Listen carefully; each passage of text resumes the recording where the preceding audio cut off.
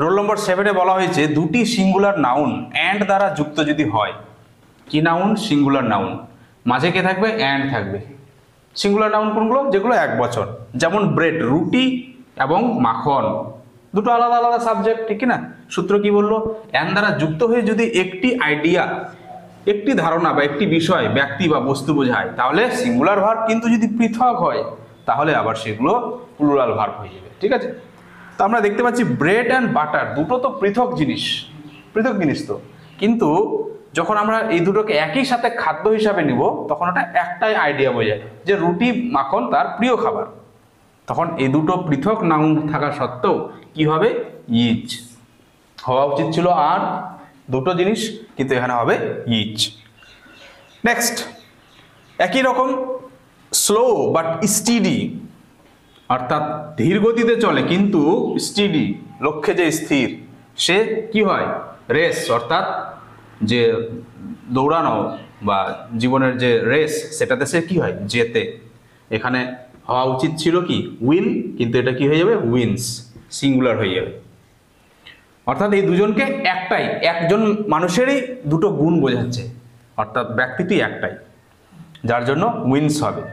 Next, একই রকম the secretary and headmaster, সম্পাদক এবং প্রধান শিক্ষক আসছে, তাহলে যিনি প্রধান শিক্ষক তিনি এখানে হেডমাস্টার, ঠিক আছে? স্কুলের হেডমাস্টারই সম্পাদক বাই ডিফল্ট, তাহলে এখানে কি হবে? ইজ, আর কিন্তু করা যাবে না। কিন্তু যখন দেখবো যে এরকম একটা সেন্টেন্স কিন্তু আর্টিকেল ডবল ইউজ করা হয়েছে, যখন এরকম ডবল আর্টিকেল ইউজ হবে তখন বুঝে যাবো এটা দুটো ভিন্ন মানুষ, অতএব তখন কিন্তু আর ইজ হবে না, তখন হয়ে যাবে আবার আর। দুটো ভিন্ন মানুষকে বোঝালে আর, অর্থাৎ ঘুরে ওই একই জিনিস, দুটি সিঙ্গুলার নাউন অ্যান্ড দ্বারা যুক্ত হয়েছে। হ্যাঁ, দা প্লাস অ্যাডজেক্টিভ হলে যেহেতু শ্রেণী বা গোত্র বোঝায় সেক্ষেত্রে পুরো শ্রেণীকে বোঝাচ্ছে, এবং যার জন্য ভার্বটি কিন্তু সর্বদা প্লুরাল হবে, ঠিক আছে? যেমন একই রকম দ্য পুয়ার ইজ সিম্পল নয়, হয়ে গেল আর সিম্পল। একই রকম 2 number the brave deserve the best. একই রকম the old always show the right way, এখানে শোজ করা যাবে না, বা এখানে ডিজার্ভস করা যাবে না, বা এখানে দ্য পুয়ার ইজ করা যাবে না, ঠিক আছে? এটা সবসময় শ্রেণী গোত্র মানে প্লুরাল। হ্যাঁ, প্লুরাল মানে ভার্বটাও প্লুরাল, ঠিক আছে? রোল নম্বর 9, যদি দুইটি subject as well as, with, together with, after, in addition to, besides, and not প্রভৃতি ফ্রেজ দ্বারা যুক্ত হয়, ঠিক আছে? এগুলো মনে রাখতে হবে আমাকে। আমি কিভাবে মনে রাখবো এগুলো? এগুলো আমরা রাইটিং এর সময় লিখি না, দেখি তো, বা কোনো একটা টেক্সটের মধ্যেও কিন্তু এই as well as, with, together with এই কথাগুলো আমরা ব্যবহার করি, কিন্তু এগুলোর দ্বারা যখন দুটো সাবজেক্ট যুক্ত হবে তাহলে ভার্বটি প্রথম সাবজেক্ট অনুযায়ী হবে, ঠিক আছে? তাহলে দেখো Amal as well as his friends, তাহলে দেখো এখানে ফ্রেন্ডস আছে, ফ্রেন্ডসের পরে তাহলে এখানে চোখ বন্ধ করে আর হওয়া উচিত ছিল যেহেতু প্লুরাল আছে, কিন্তু না, বলছে এই অ্যাজ ওয়েল অ্যাজ এই ফ্রেজটা থাকবে সবসময় কার অনুযায়ী ভার্ব হবে?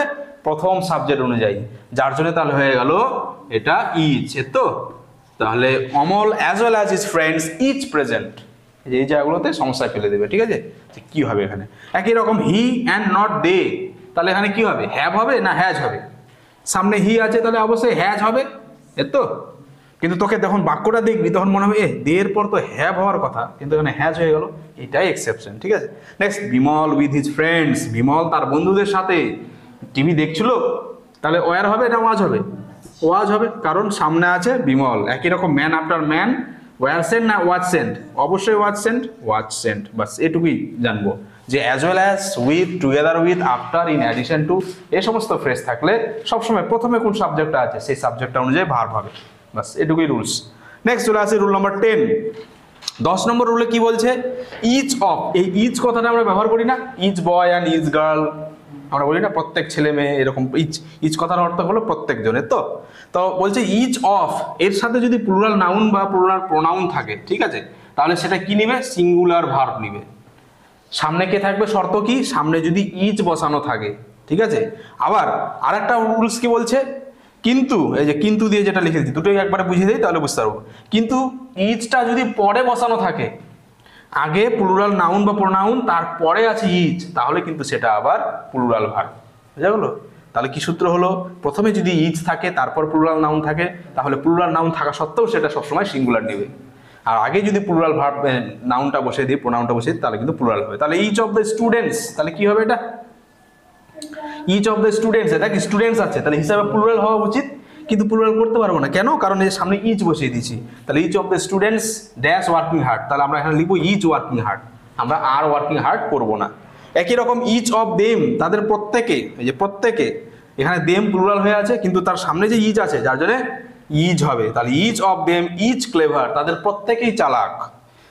আর দ্বিতীয়টাতে হবে তার বিপরীত, যেহেতু প্রথমে দে প্লুরাল, আবার দা চিলড্রেন এটা প্লুরাল, এগুলো যেহেতু প্লুরাল হয়ে গেছে তাহলে এগুলো উল্টো হবে। তাহলে এখানে হ্যাভ হ্যাজের মধ্যে হ্যাভ হবে, পরেরটাতেও হ্যাভ হবে। তো তাহলে they each have got the book, একই রকম the children each have a bicycle, যেহেতু সামনে প্লুরাল নাউন আমাদের বসানো হয়েছে।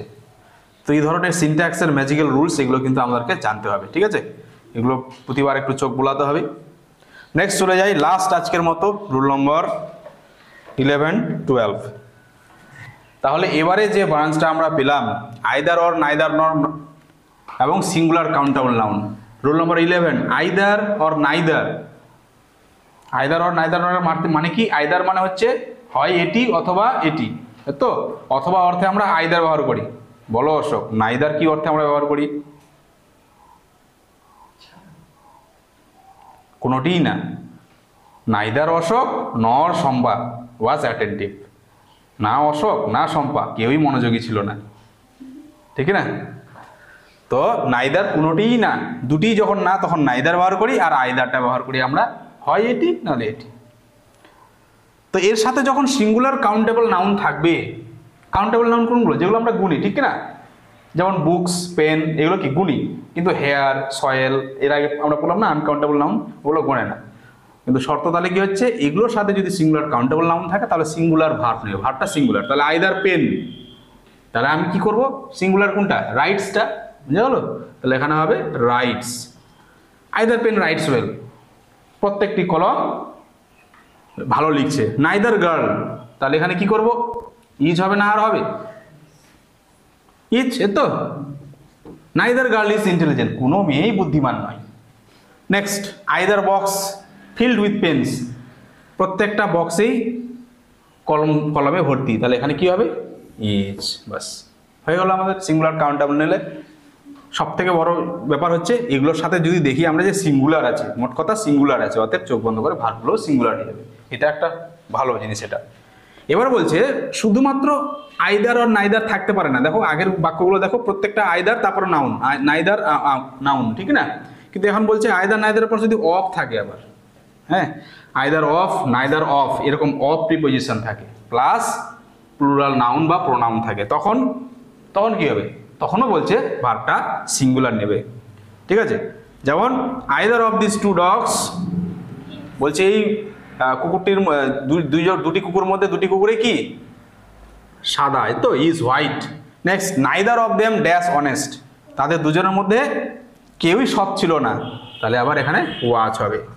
এখানে যদিও আমরা বলছি যে দেম প্লুরাল, কিন্তু এখানে যেহেতু নাইদার অফ এই ফ্রেজটা বসে গেছে, অতএব ভার্বটা আমাকে সিঙ্গুলার লাগতে হবে। এবার ব্যতিক্রমটা কি পাচ্ছি আমরা, মানে এইটাকে নিয়ে ব্যতিক্রম কি আছে? নাইদার, আইদার, অর, ঠিক আছে? এগুলোর সাথে যখন প্লুরাল নাউন থাকে, এদের সাথে এবার প্লুরাল নাউন যদি থাকে এবং সেই প্লুরাল নাউনটি থাকলে কি হবে? সেই প্লুরাল নাউনটি আইদার, নাইদার এর পরে কিন্তু বসাতে হবে এবং ভার্বটিও প্লুরাল হবে। এখানে দেখো অমিত অর হিজ ব্রাদার্স, ঠিক আছে? এই ব্রাদার্স এটাকে কখন বসানো হয়েছে? ঠিক ভার্বের আগে বসানো হয়েছে। একই রকম নাইদার হি অর দে, এই দেটা কার পরে বসানো হয়েছে? ঠিক এই অরের পরে পরে বসানো হয়েছে, ঠিক না? অর্থাৎ এক্ষেত্রে যদি দেখি দুটো মানে ভিন্ন সাবজেক্ট, একটা সিঙ্গুলার আর একটা প্লুরাল, মাঝখানে আবার আইদার নাইদার আছে, তাহলে সেক্ষেত্রে প্লুরালটাকে কোথায় রাখতে বলছে? ভার্বের আগে। একটা সিঙ্গুলার আর একটা প্লুরাল, দুই ধরনের নাউন আছে একই সাথে, এগুলো তো জানিয়ে গেলাম যে শুধুমাত্র সিঙ্গুলার থাকবে, এটাতে বলছে শুধুমাত্র প্লুরাল থাকবে। এবার বলছে একসাথে যদি সিঙ্গুলার প্লুরাল দুটোই থাকে, প্রথমে সিঙ্গুলার তারপর প্লুরাল, তখন কি করব? তখন বলছে প্লুরাল ভার্বটি বা প্লুরাল নাউনটি সবসময় ভার্বের আগে হবে। তাহলে দেখো অমিত অর হিজ ব্রাদার্স, তাহলে এখানে ব্রাদার্সটা কি এই ভার্বের ঠিক আগে আছে, তাহলে এখানে কি হবে? হ্যাভ হবে। তো একই রকম neither he or they are guilty, বাস অর্থাৎ প্লুরালগুলো ভার্বের আগে বসবে এবং ভার্বটিও প্লুরাল হবে। এটি হলো বিশ্লেষণ। তা আমরা আইদার নাইদার এগুলোর সাথে ভার্বের যে মারপ্যাচ সেটা কিন্তু আমরা জানার চেষ্টা করলাম। এরপরে আজকের মতো লাস্ট রুল নম্বর 12। তাহলে আমরা এখন আলোচনা করব অল নিয়ে। তাহলে অলের কটা অর্থ? একটা হচ্ছে সিঙ্গুলার অর্থ, একটা হচ্ছে প্লুরাল অর্থ। তো বলছে অল যখন একবচন হিসেবে ব্যবহার হবে তখন ভার্বটি সিঙ্গুলার, যেহেতু সাবজেক্টটাই সিঙ্গুলার। কিন্তু যখন এটা বহুবচন হিসেবে ব্যবহৃত হয় তখন ভার্বটি আবার প্লুরাল হবে। যেমন অল ইজ রেডি, এখানে অল ইজ রেডি, এই অলটা refers to everything, everything is ready. হ্যাঁ, এভরিথিং, এভরিবডি, এভরিওয়ান, এগুলো আমরা কি সিঙ্গুলার হিসেবে ব্যবহার করি? না জানা থাকলে এখানে লিখে দিচ্ছি, এভরিথিং, এভরিওয়ান, এভরিবডি, এগুলো কি? এগুলো সবসময় সিঙ্গুলার, বুঝে গেল? এগুলো সবসময় সিঙ্গুলার। তো যার জন্য এখানে ইজ দিলাম। আবার একই রকম যখন বলবো all is well, all is well, তখন এটার অর্থ হচ্ছে সমস্ত কিছু, ঠিক আছে? আবার যখন বলবো এখানে এক জায়গায় ধর দিয়ে দিলাম অল আর ওয়েল, তখন এই অলের অর্থ হলো সমস্ত ইন্ডিভিজুয়াল, পৃথক পৃথক, ঠিক আছে? যে সবাই ভালো আছে, অল আর ওয়েল, ঠিক আছে?